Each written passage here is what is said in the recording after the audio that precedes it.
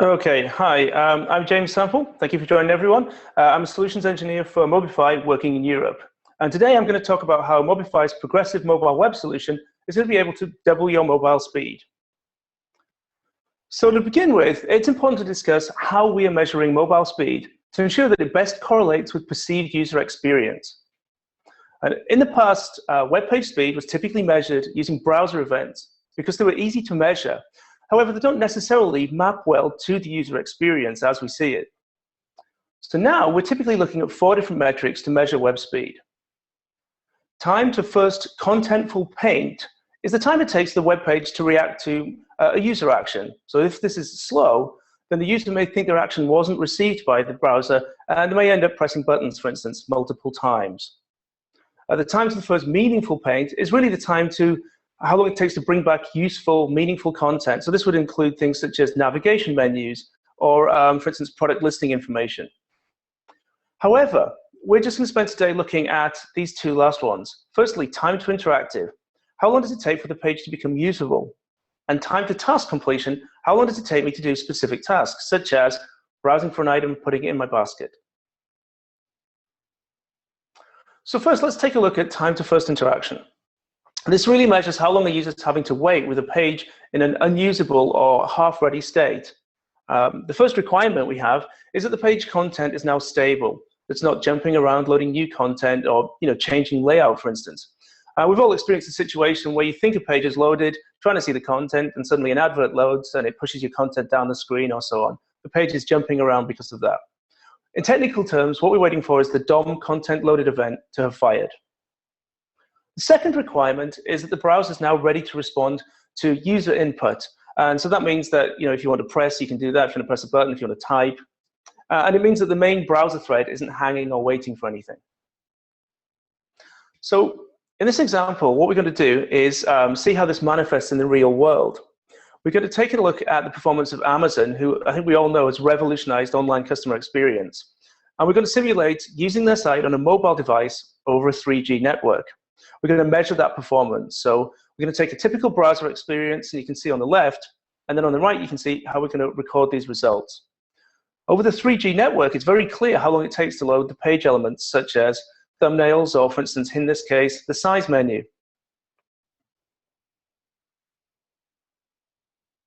Okay, so now we stop this, and we can clearly review the results and see how much time was spent by the browser during this journey on the various interactions. Okay, so for instance, we can see how much time it's spending rendering, painting the screen, how much time is spent idle. We'll ignore the amount of time that's spent idle, and we'll just start looking at the rest of that. So what you can see is that 1% of that time was spent in a white screen mode, where basically it was entirely unusable. For the 24% of the time, it's actually in a partially available state. And in total, it was only ready to be used for 75% of the time. And this is, we're talking about Amazon here, who are undoubtedly at the upper end of the performance spectrum. So now we're going to take we're going to take a look at Pure Formulas. Now, Pure Formulas has a desktop site that's 3 times slower than Amazon. Using Mobify's technology, we're going to see how we've improved the performance of their mobile site.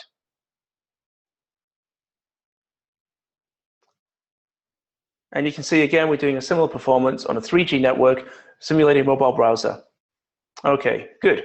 So now, again, we'll look at the results, and you see how that's being split up. Okay, so again, we're going to take idle out of the equation and just take a look at that. And you can see, again, we have that 1% of the time approximately is in this kind of white screen state. But now we've got 16% of the time is in this partially available state. And it's ready for 83% of this time. So from a user perspective, this is absolutely fantastic. And the more readily a site is interactive, the more a user typically engages with it, looks at more screens, spends more time on the site overall.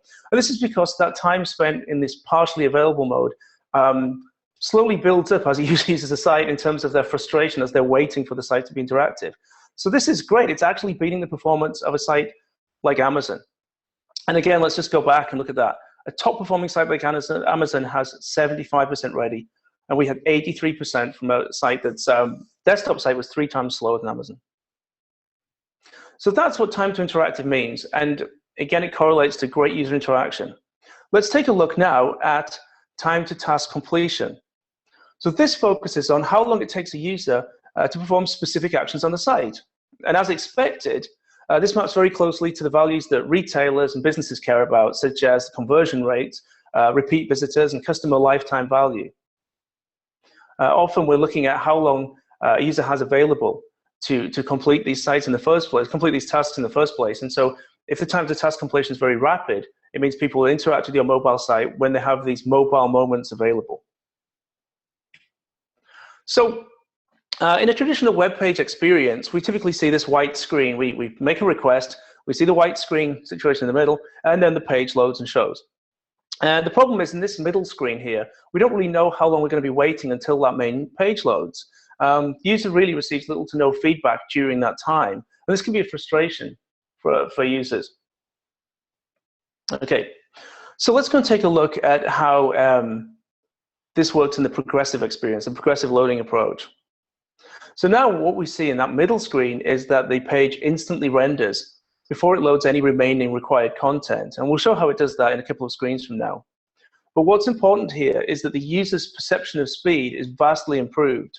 And also the rendering time for the screen is significantly reduced. And again, we'll go into a little bit more detail about that in a few screens. But you can see overall it's 2 to 4 times faster. But because the fact there isn't that unknown waiting period, it's perceived as much faster still. So let's take an example here of a previous iteration of a site versus the new progressive version. On the left, we see the traditional version of the site, and it's mobile optimized and a great site.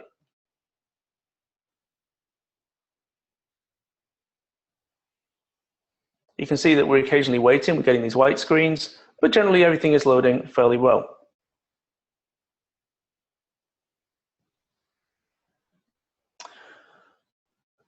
Okay, I'm going to move across here and show you now what this same site that's been rebuilt with progressive technology looks like. So we haven't really changed much of the user interface in terms of its look, but what you can see is that we're not getting these white screen transitions because it's a single page application. Also, you see that from a perception point of view, everything loads exceptionally quickly. And let's go and take a look at how we do that. Firstly, let's take an example of a product listing page and how we might move through to a product detail page. When somebody clicks on an individual product, we move straight to this intermediate page, as we mentioned a few slides back. Let's have a look at how we do that. Because it's a single page application, we don't actually flush the screen, we don't get a white screen and rebuild it from scratch. We just change the elements we need to. So firstly, the navigation menu at the top doesn't even change at all. We don't rebuild that part of the screen, it just stays consistent. Secondly, we can actually reuse local content. For instance, we could use the thumbnail content and use that as a placeholder for the main image on the product detail page. I have to say, actually, at this moment, that on the real site, this doesn't do it, but we're just giving a theoretical example. In this specific site, they decided that their thumbnails weren't high enough quality to do it. But typically, there's no problem with doing this. Also, we can take things such as the text, which we already have, and use that to fill in the title of the page. And similarly, the average star rating. In situations where we don't have the information available, what we do is use placeholders. You can see these gray blocks here. So this is the immediate page that you receive once you've clicked on that button. And from there, we're going to, in the background, pull down the remaining content. So here we can see the finished version of the screen. We've replaced the breadcrumb trail now with the actual details that we have. And this thumbnail placeholder is now replaced by a carousel of 6 high-quality images, and we've overlaid the best price. So you can see that at this point, part of the reason that this works so smoothly and quickly is the fact that we have this intermediate render screen. We're reusing local content. We're ensuring that the page layout is immediately done. And then we're pulling down the minimal amount of content we need to, and we're not having to re-render parts of the screen that are effectively consistent. So again, with that in mind, let's go and take another look at how this works.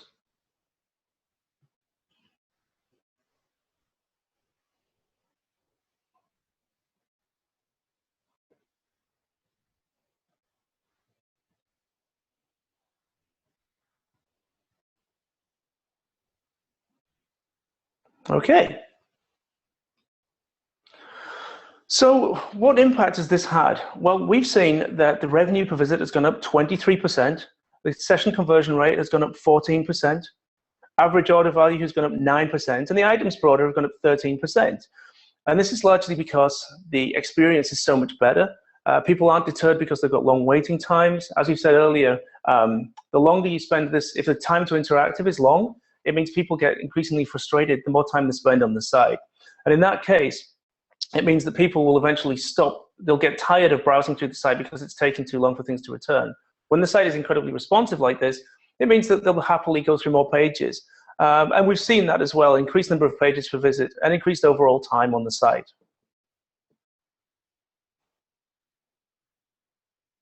Okay, so with that in mind, let's go and take a quick look at another technology that's going to impact mobile speed, and that's accelerated mobile pages. So I'm not sure if anyone here already knows this, but accelerated mobile pages are called by AMP, and they're a new technology that's coming forward from Google right now. So let's go and take a look at a typical example.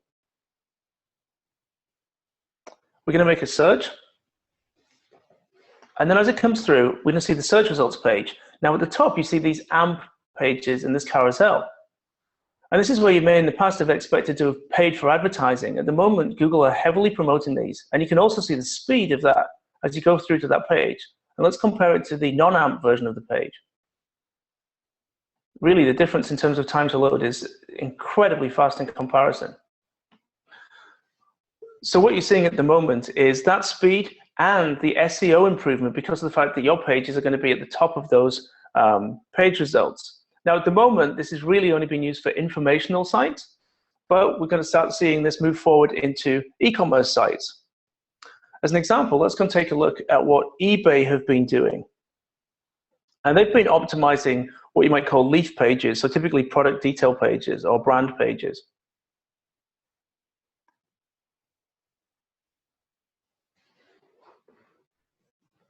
So here we can again see this little AMP badge coming up on their results.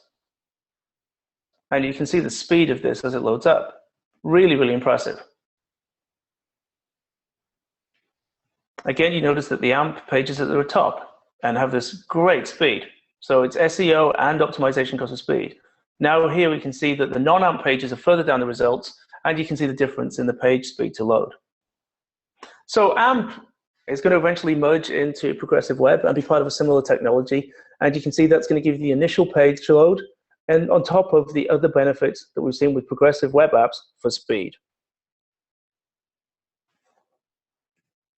Okay, so we've covered a huge amount of ground today, and I appreciate everyone hopefully staying with me along that. So let's open this up for questions.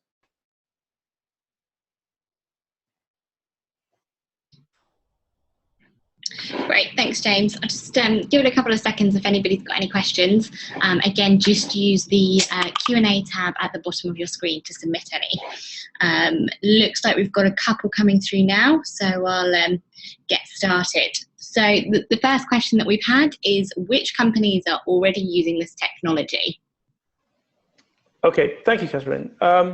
So at the moment we have Pure Formulas, Crabtree and Evelyn, Paula's Choice, and some sites within the L'Oreal group, as well as a Canadian telco called Shaw. Now at this stage, primarily North American URLs, and we're in active talks about bringing them through to Europe. But I think it's important to note that this is a very new technology, and we're based out of North America, so that's where our main footprint is going to be. Great, thank you. And the next question is, how does this approach differ from Google's progressive web app approach?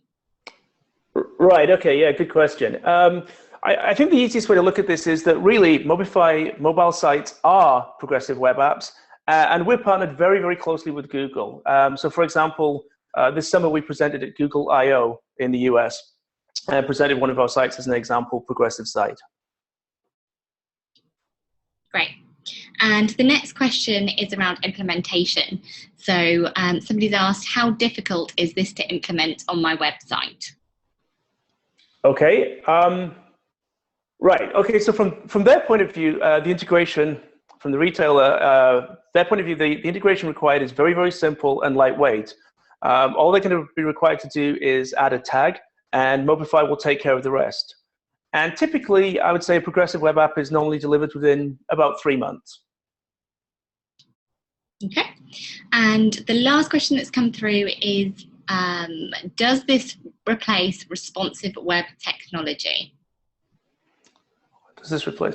So progressive web apps typically are responsive by design, and I guess Mobify will leverage the existing investment that companies have made in their responsive web approach already. So progressive web apps that we build will be responsive, and if you've already made that investment in your company, we can take advantage of that when we're building the progressive web app. Great, thank you. They seem to be the main questions for now. As always, if anybody's got a question that they want answered straight away, please feel free to raise your hand. If not, then I'm sure we'll kind of follow up, or please do get in touch if you've got anything else that you'd like to discuss.